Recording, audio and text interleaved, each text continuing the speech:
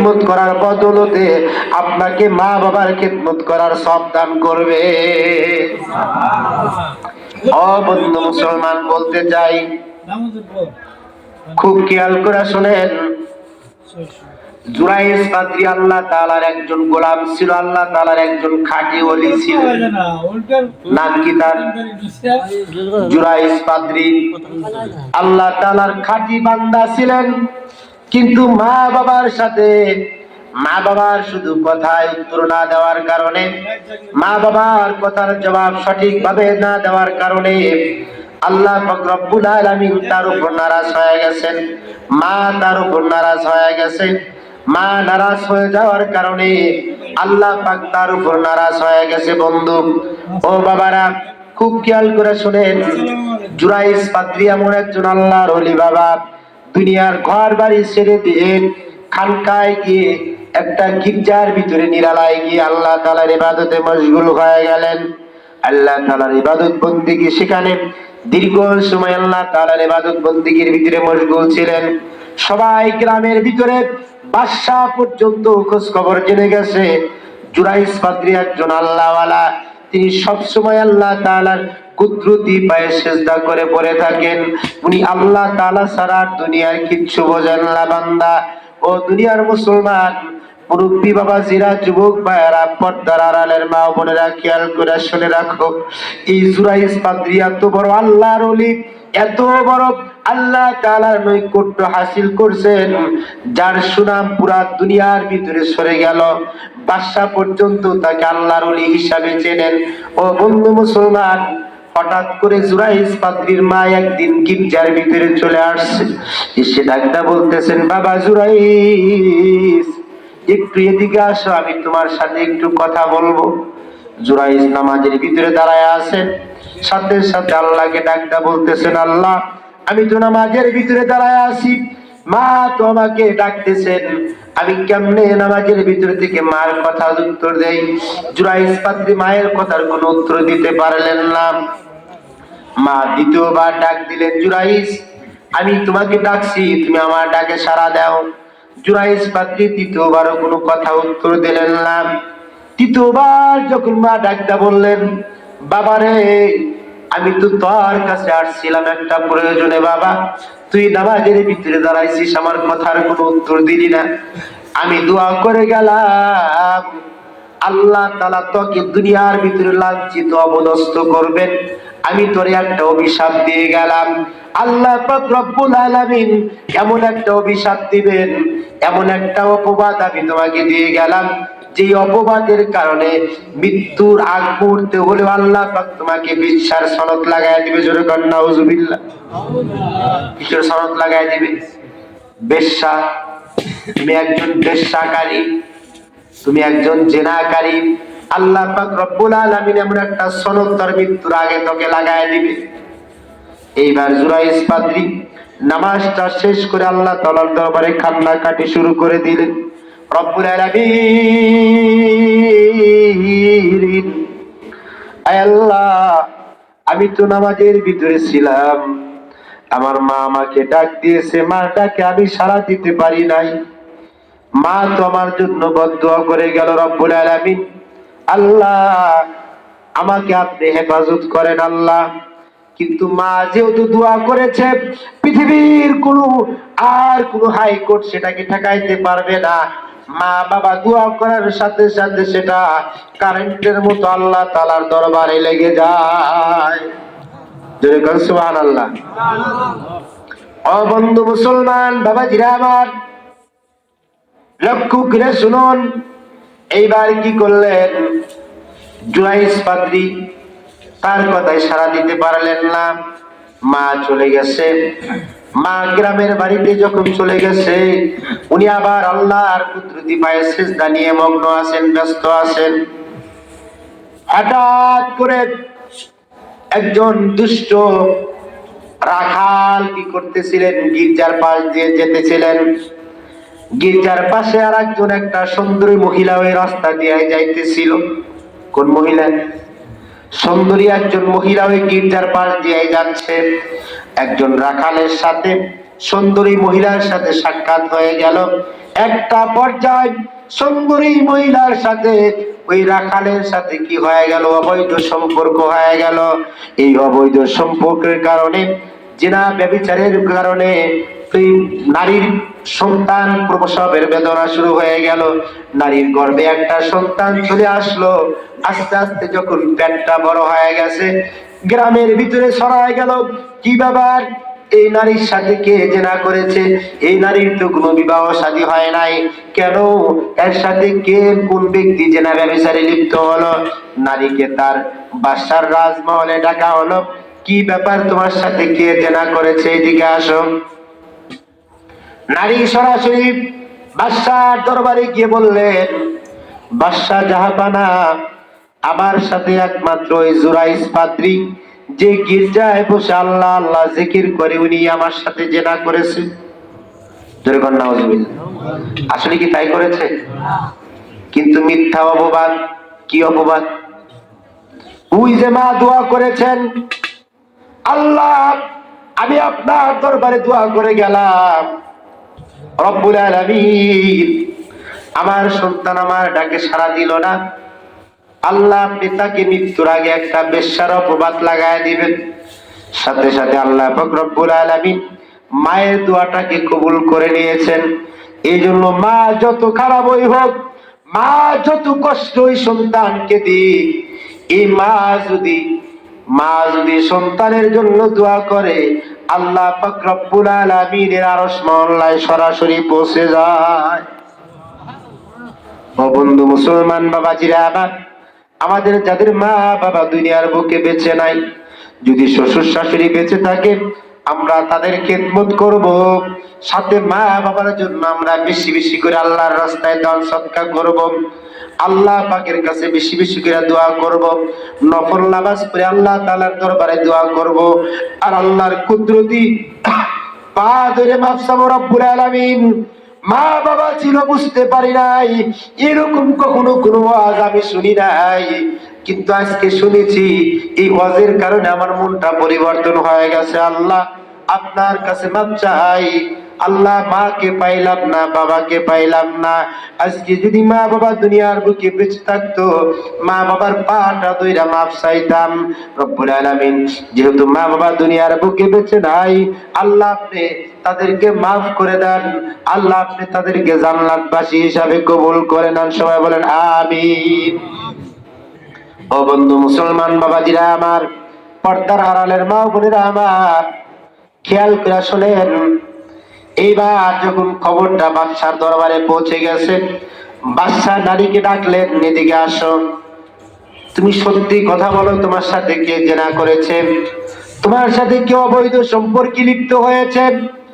এইবার নারী ডাকটা বললেন, হে বাদশা জাহাপানা, আমি কি আপনার কাছে মিথ্যা কথা বলবো নাকি? আমি তো আপনার কাছে কোনো মিথ্যা কথা বলবো না, আমি আপনার কাছে সত্য কথা বলতেছি।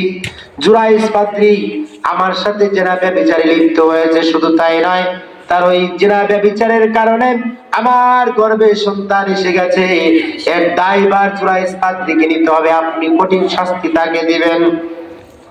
ও বন্ধু মুসলমান, খুব খেয়াল করে শুনবেন। এইবার জুরাইস পাদ্রীকে ডাকার জন্য কি করা হলো? তার গির্জায় সেনাবাহিনী পাঠানো হলো, পুলিশ বিটিআর পাঠানো হলো।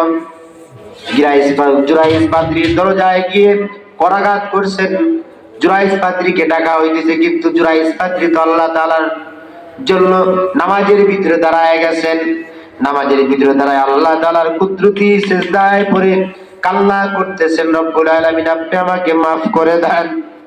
ও দুনিয়ার মুসলমান, এইবার যখন জুরাইস পাদ্রী দরজা খুললেন না, কিন্তু এই সেনাবাহিনীগুলো কি করলেন? রাজার প্রজারা কি করলেন? গির্জার দেওয়ালটা ভেঙে ফেললেন। গির্জার দেওয়াল ভেঙে ছাদের ভিতর দিয়ে গিয়ে দেখেন জুরাইস পাদ্রী সিজদায় পড়ে আল্লাহর কাছে কান্না করতেছেন। বাদশার সেনা মোতায়েন গুলো তারা ডাকটা বলতেছেন, ভণ্ডামির জায়গা পাও না, একটা সুন্দরী নারীর সাথে তুমি জেনা ব্যভিচারে লিপ্ত হয়েছ, জেনা ব্যভিচারে লিপ্ত হয়েছ, আর এখানে তুমি বুজুর্গ বাপ দেখাইতেছো, এই বুজুর্গের দরকার নাই, তুমি চলো, বাদশাহ তোমাকে ডেকেছেন, তোমার আর ছাড় হবে না। বাদশার দরবারে জুরাইজ পাদ্রীকে নিয়ে যাওয়া হলো।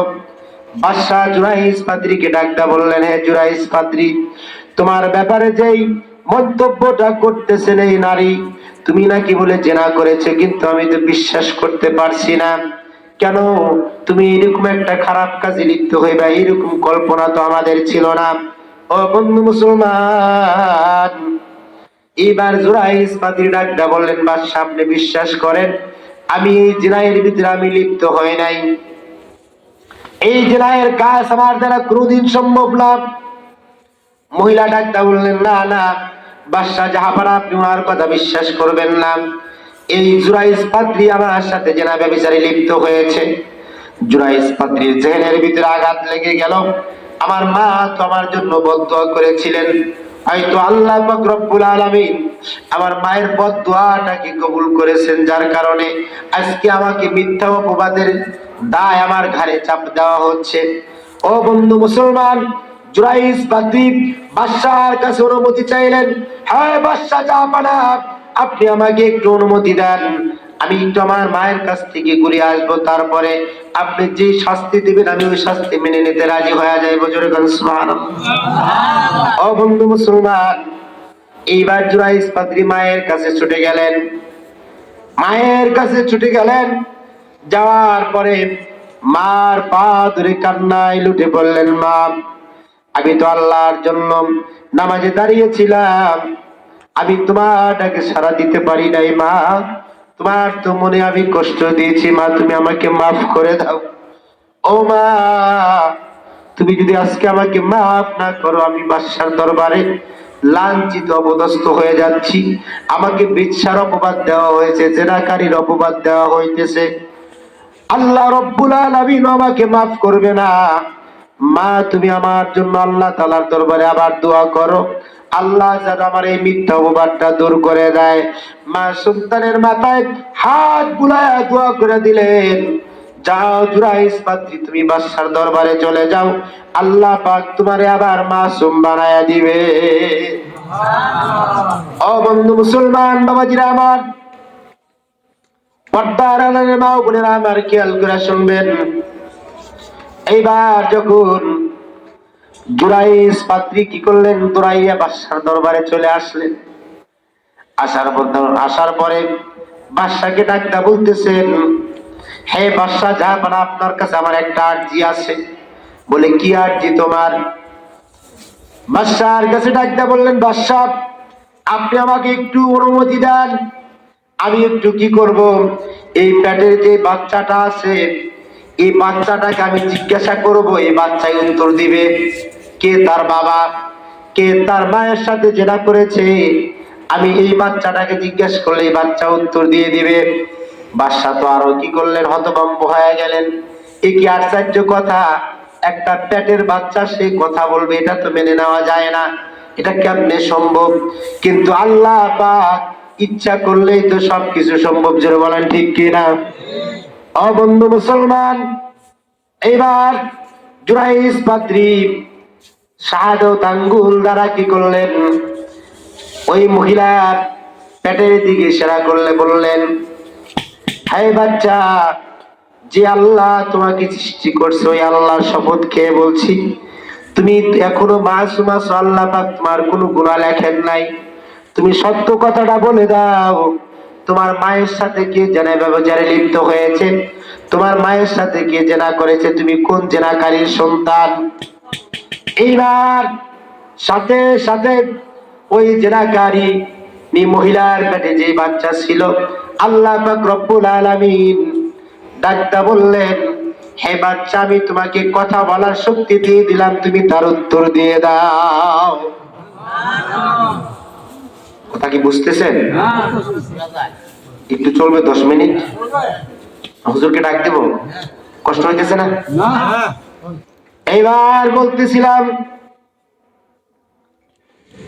জুরাইজ পাদ্রী কি করলেন, যখন শাহাদাত আঙ্গুল দ্বারা ইশারা করলেন যে আল্লাহ পাক রব্বুল আলামিন তোমাকে সৃষ্টি করেছেন, ওই আল্লাহ পাকের শপথ খেয়ে বলছি, তুমি তোমার জবান দ্বারা বলে দাও তোমার মায়ের সাথে কোন ব্যক্তি জেনা করেছে। ও বন্ধু মুসলমান, ওই সন্তান পেটের ভিতর থেকে আওয়াজ দিল, এই জুরাইজ পাদ্রী আমার মায়ের সাথে কোনো জেনা ব্যভিচারে লিপ্ত হয় নাই। জুরাইজ পাদ্রী নয়, বরংস আমার মায়ের সাথে একজন মেষের একজন রাখাল, একজন ছাগলের রাখাল কি করেছেন, আমার মায়ের সাথে জেনা ব্যভিচারে লিপ্ত হয়েছেন। এই জুরাইজ পাদ্রী একদম নির্দোষ, তার কোনো দোষ নাই। অন্য আর একটা কিতাবে এরকম ভাবে বর্ণিত আছে, অন্য আর একটা কিতাবে ভিন্ন রকম ভাবে আর একটা বর্ণিত উল্লেখ আছে। বন্ধু মুসলমান, অন্য কিতাবের ভিতরে লেখা আছে যে ওই জেনাকারিনী যে মহিলাটা আছে, জেনাকৃত মহিলাটা, ওই মহিলার বাচ্চা হয়েছে, বাচ্চা দুনিয়ার ভিতরে ভূমিষ্ঠ হয়ে গেছে। ভূমিষ্ঠ হওয়ার পর গ্রামের ভিতরে যখন সরে গেল, এই মহিলার তো কোনো বিবাহ শাদী হয় নাই। এই মহিলার বাচ্চা আসলো কোথা থেকে, তাকে রাজ দরবারে নিয়ে আসা হোক। মহিলাকে যখন রাজ দরবারে নিয়ে যাওয়া হলো, এই মহিলা তখন কি করতেছিলেন, জুরাইজ পাদ্রীকে মিথ্যা অপবাদ দিতেছিলেন। তো সাথে সাথে জুরাইজ পাদ্রী ডাকটা বললেন, বাদশাহ জাহাপানা, আমি এই জিনাহের ব্যভিচারের মধ্যে লিপ্ত নাই, আমি একমাত্র আল্লাহ তাআলার ইবাদতের ভিতরে মশগুল ছিলাম। এবার জুরাইজ পাদ্রী আল্লাহর কুদরতি হুকুম নিয়ে ডাকটা বললেন, যে আল্লাহ তোমাকে হুকুম দিয়েছেন, যে আল্লাহ তোমাকে সৃষ্টি করেছেন, যে আল্লাহ তোমাকে জীবন দিয়েছেন, ওই আল্লাহর কসম কে বলছি, ওই আল্লাহর শপথ কে বলছি, তুমি ওই আল্লাহর হুকুমে কথা বলে জবানে উচ্চারণ করে দাও, তোমার মায়ের সাথে কে জেনা ব্যভিচারে লিপ্ত হয়েছিল, তুমি কোন জেনাকারীর সন্তান। সাথে সাথে ওই ছোট্ট বাচ্চা, কোলের বাচ্চা জবান করে ডাক দেয়া বললেন, না না, একজন মেষের রাখাল ছিল আমার মায়ের সাথে জেনাকারী, ওই মেষের রাখাল কি করেছে, আমার মায়ের সাথে জেনা করেছে।